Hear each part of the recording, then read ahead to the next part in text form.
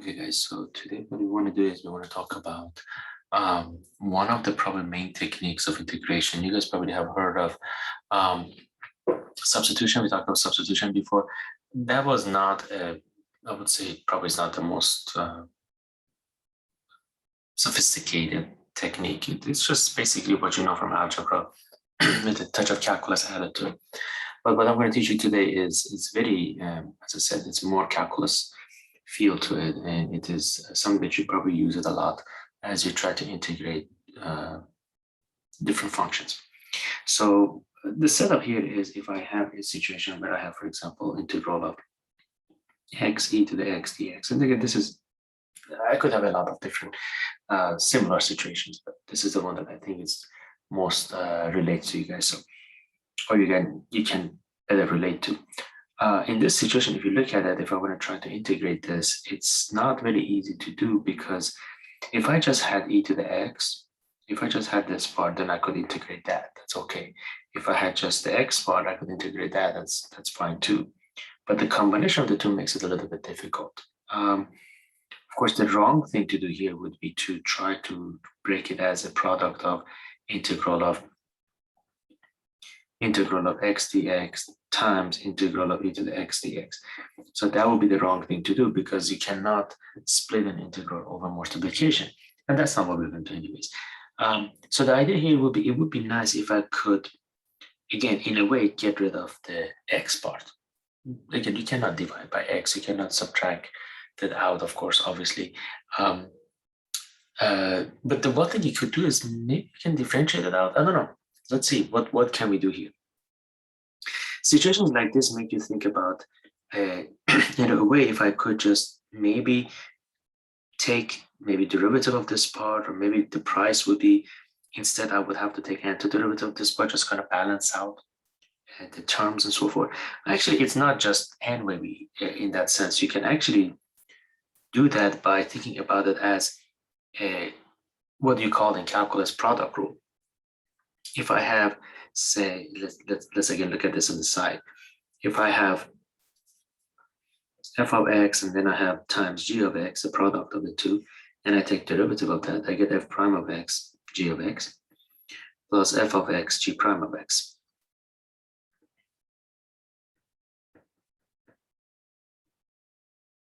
Okay. Notice what I have here, and if I integrate the three sides, I would have, of course, antiderivative of the derivative cancels out. I just get fx dx. On the other hand, I'm going to have f prime of x, gx dx, plus f of x, g prime of x dx. Okay. Which means I can switch the order from f prime to f as long as I go from g to g prime with the change term of fx gx. In a way, if I have integral of gx f prime of x dx, which is this, I can replace it with fx gx minus integral of f of x g prime of x dx. There is a cost here. There is a change that you have to factor in, make sure that that one doesn't go away. But other than that, then you can replace gf prime with fg prime. And that's really what you're trying to do here. And let me show you with this example, and then maybe it will be more clear why that's even an idea. So here, how you see you have, let me rewrite it for you, have x into the x dx, right? So if I consider this to be my g, and this will be my f prime, then my f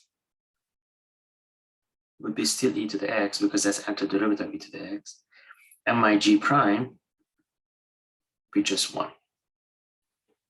Which means I can use the formula that I have here and replace x e to the x dx as f times g. G is x, f is e to the x, minus g prime times f. Of course, g prime is 1, f is e to the x dx. So I get integral of x e to the x dx is equal to x e to the x. And notice now, this is just a simple integral of e to the x. And of course, we have a c coming up from that, the integral that you can put that. Now, to make notation a little bit easier for you, what we have is we have a more cleaner expression of this. So we say if you have integral of u dv, that's uv minus integral of v du. So here gx is u, f prime of x dx is your dv, f is your v, g is your u, f of x, g prime of x dx, f of x would be v again, and g prime of x dx would be du. So if I was going to do this example using the uv notation, which is a common notation we use for integration by parts, then we would say, okay, your u is x, your dv is e to the x dx. Then you differentiate u, du dx is 1, or u is du is dx, and you integrate dv. So this becomes, once again, uv minus v du.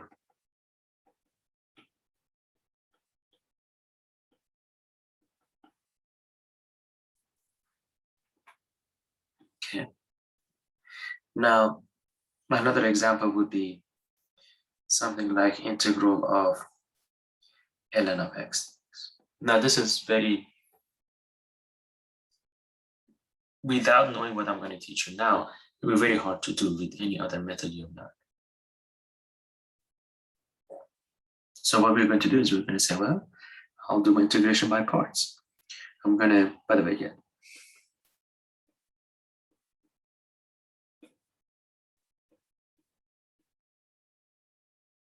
Yet another example.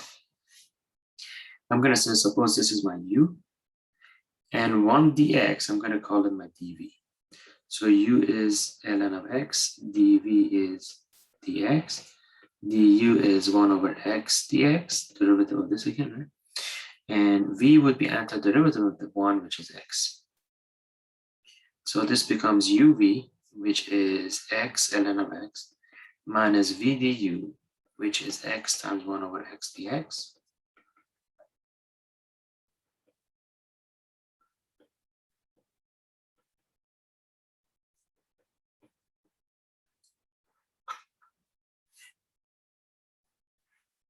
You get that.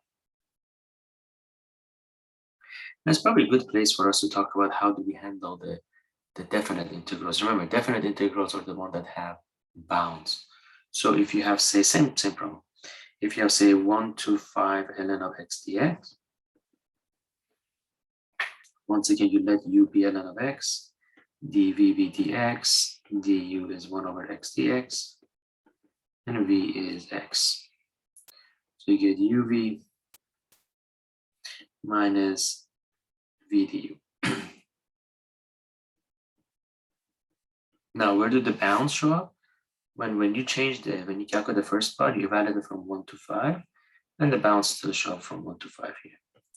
So you get 5 ln of 5 minus 1 ln of 1 minus 1 to 5 of 1 dx.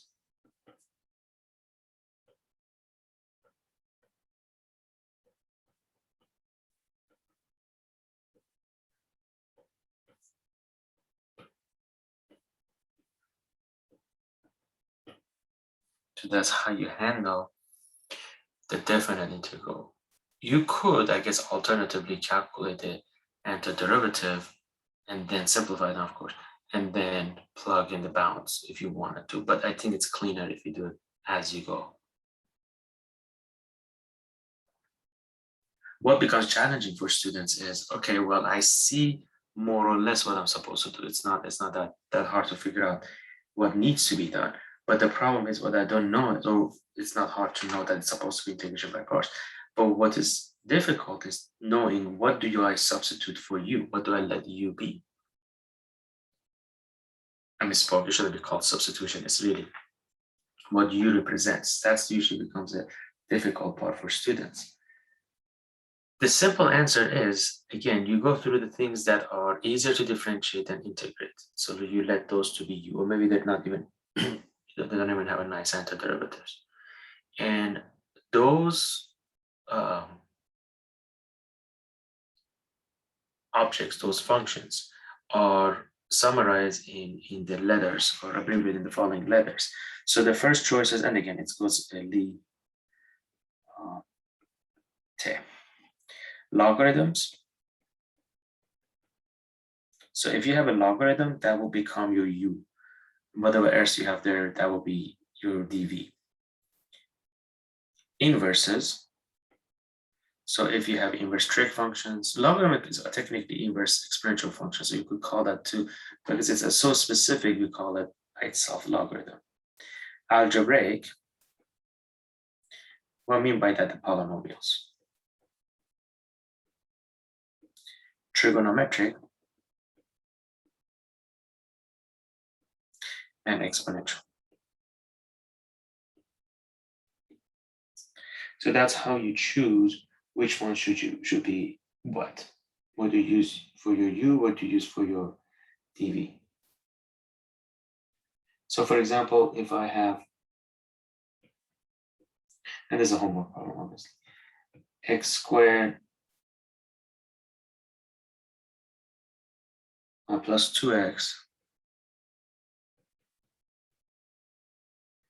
cosine x dx.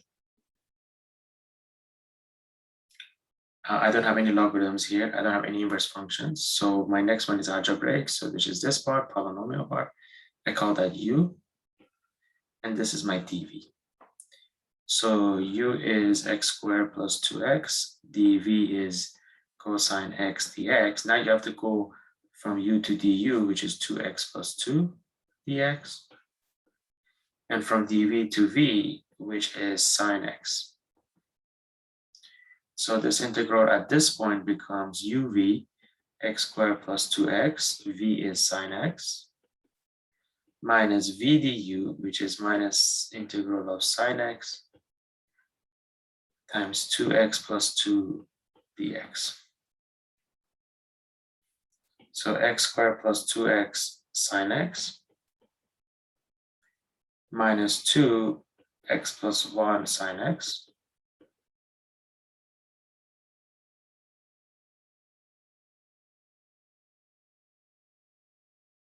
dx. Now there's a need for a second integration by part. Once again, I don't have any logarithmic, I don't have any inverse functions, but I do have an algebraic, so I'm going to let that be my u. And my dv would be, once again, du is 1 dx, because the derivative of x plus 1 is just 1. And v would be negative cosine x. One thing you have to be very careful about is the writing of this part. Because that -2 is for everything that follows, including the x plus 1, the uv part, and then the v du part. And minus and minus cancel.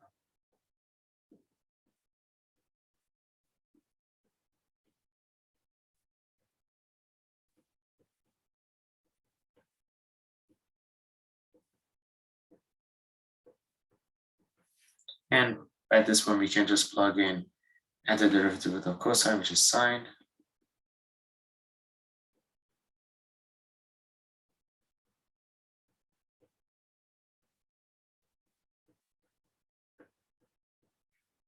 And then that's how you find the antiderivative of the whole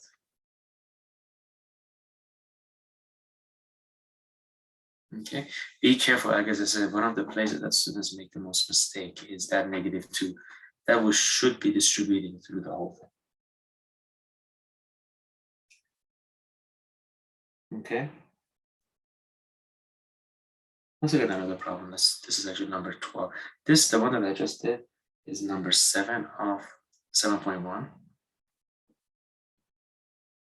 Let's look at number 12 together. Same section. And number 12 is tan inverse of 2y. You should probably know that one very well. Tan inverse pops up in many places. Now, the thing here is that I go down the list. I say, do I have any logarithms? No. Do I have any inverses? Yes, tan inverse is an inverse. So that becomes my u. My dv is dy. V is y. Du is 1 over 1 plus 2y squared times 2. Because remember, this is the chain rule there. So that integral now becomes uv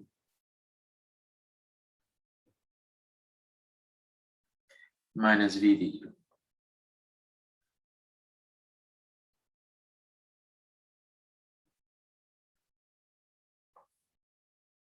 Right? Now, there's no need for integration by part at this point. So this was the table for the integration. Okay, so this guy, now I can rewrite it as y tan inverse of 2y minus, and I'm gonna now do a u substitution, letting u be 4y squared. Oh, sorry, 1 plus 4y squared. Du is 8y dy. Or I only have 2y, so 2 dy dy is 1/4 du.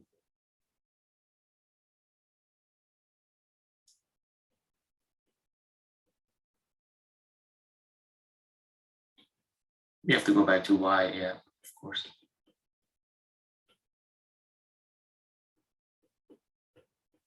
And y was supposed to be, u was supposed to be 1 plus 4y squared.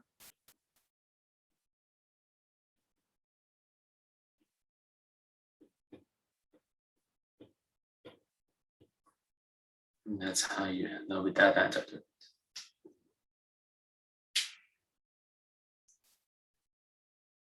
There's really not much more than what I just did for you guys, as long as you know what to set your u be equal to, and then the remaining would be dv, and then do the formula and follow the table correctly, then you should be fine. But there is one specific problem, and know the trick ones, like know the ln. The ln is a common one that you need to know how to calculate integral of ln. You see that a lot in different places. X e to the x shows up a lot in different places, and sometimes you should definitely know how to go more than one, like number 7, how to do more than one iteration of the integration by parts. I'm not saying that it's always like this simple, but there are problems that you may have to do integration by part in many different levels of it, different iterations of it. But what I want to show you guys is, which also is very common and very important, is integrating something like e to the x sine x dx. Now, again, going by integration by parts, you're going to say, well, I don't have any logarithm, I don't have any inverses, I don't have any polynomials. I do have a trig function, so I let this be my u, and e to the x dx is going to be my dv. So I'm going to let u be sine x, and dv be e to the x dx. Du is cosine x dx, and v is e to the x.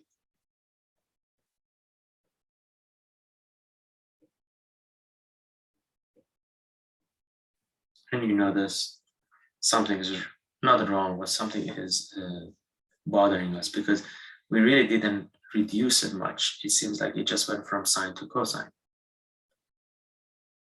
It may sound counterintuitive, why do we continue doing this? But let's just do this again and do the same choices. Let u be cosine x and dv be e to the x sine x. So I'm just focusing on this last integral.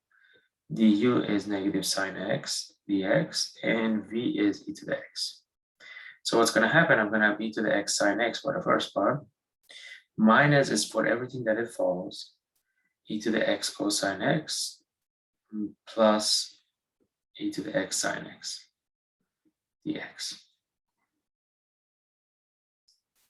So if I ignore the middle part, and just look at the front and the back of the equation, I see that what I have said right now is e to the x sine x. dx is e to the x sine x minus e to the x cosine x minus integral e to the x sine x dx. Now remember, integral e to the x sine x dx is what you wanted to solve for. So it's like if I say x is equal to 2 plus 3x, you can always solve for x by taking 3x to the other side, right? Or subtracting 3x, yeah, from both sides. So in this case, I have to add integral of x integral of e to the x sine x dx. So let's do that. So I'm going to take this to the other side. I'm going to get 2 integral of e to the x sine x is e to the x sine x minus e to the x cosine x. Or finally, integral of e to the x sine x is e to the x sine x minus e to the x cosine x divided by 2. Do you see a lot of these? Well, you should know the structure, but as I said, it's probably 1 or 2 questions in this section beyond the ones that we did. So expect having to do it, doing introduction by part multiple times. Expect something like this, which I refer to them as circular problems, because you complete the circle, you go from one to back to itself. Expect that, and definitely know how to calculate integration by parts using indefinite integrals. So how to apply integration by parts to different integrals. And that should be okay. Okay, I'm still trying to see how many questions you guys may have from this topic or other topics that I can show you guys the solution to it. But please, yeah, share those with me through Canvas, and I'm going to make one final video for this topic that includes a problem section of whatever problems you want me to look at.